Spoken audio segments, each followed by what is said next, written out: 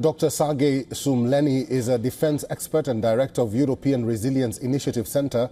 Is now joining us live on this broadcast from Berlin, Germany. Dr. Sumleny, thank you very much for making time for us and welcome. There are some critics who were doubtful about the effectiveness of the North Korean troop deployment to assist Russia. Would you say it is working out in Russia's favor against their aggression on Ukraine? First of all, thank you for having invited me today. And it is not about that North Korean troops will be a silver bullet and provide Russia with some significant increase of their power. It's about that Russia taps on different sources. It's not only North Korean troops. Previously, Russia massively hired mercenaries from Nepal, from some African countries, from Middle East. Before Russia exhausted its manpower resources from prisons, practically all prisons were emptied. People were conscripted to the army. So Russia taps on different sources and sends these troops to Ukraine because Russia's strategy is to overwhelm Ukrainian defenses with a lot of cheap manpower. Russia doesn't care about its losses. Currently, Russian losses exceeded 1,500 soldiers a day. And they don't care. And of course, for Russia as a super colonial power, it's imperialistic and colonial power, as we know from the 19th century. They don't care about foreign soldiers like North Koreans or people from Middle East or from Africa who will die there because there are enough of them and they cost Russia nothing. That is Russia's strategy. Dr. Sumleny, but we are reporting that Ukrainian troops are retreating. Does that mean that this deployment of North Korean troops or African troops, as you mentioned there, is working? Yes, of course it is working in the sense that Russia creates additional pressure on the Ukrainian army on certain parts of the front. But once again, the only thing what Russia needs to have much more troops in a certain area of the front than the Ukrainians have. And the Ukrainian army is quite different compared to Russian one.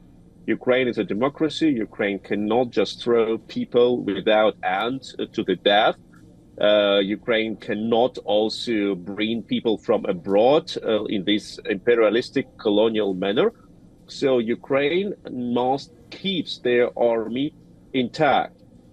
And once again, as you have mentioned in your report, Ukraine suffers problems with conscription because Ukraine is a democracy. They cannot just put people into the camp for 20 years like Russia does.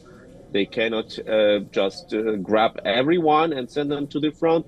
And Ukrainian society, which was pretty motivated in early 23, is now demotivated to fight because they know Ukraine is lacking weapons. Ukraine is lacking ammunition.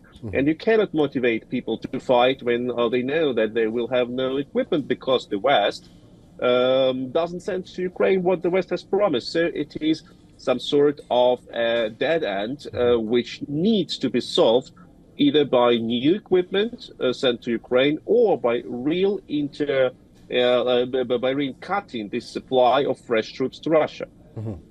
Dr. Sumleny, let's briefly talk about those promises to Ukraine. The winters are here.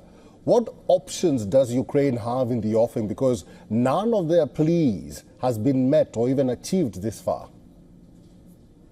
I'm afraid that before the elections to the United States, nothing will happen, and quite the opposite. Bad things will happen because Russia knows it is their chance. They can increase pressure on Ukraine. They can demonstrate the West. Look, you cannot win this war. Let's start negotiating, etc. And here, one important moment: Russia itself is in a very vulnerable and weak position.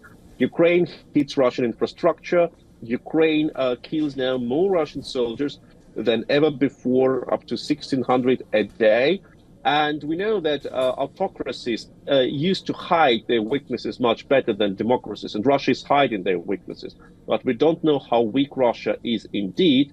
And I believe that Russia is reaching the limits of its military expansion. So we must help Ukraine now, before the US elections, ideally, to break this circle. All right, I've been talking to Dr. Sergei Sumleni. He's a defense expert and also director of European Resilience Initiative Center. Dr. Sumleni, thank you for your time and for talking to us today. Thank you so much for the invitation. For all the latest news, download the WION app and subscribe to our YouTube channel.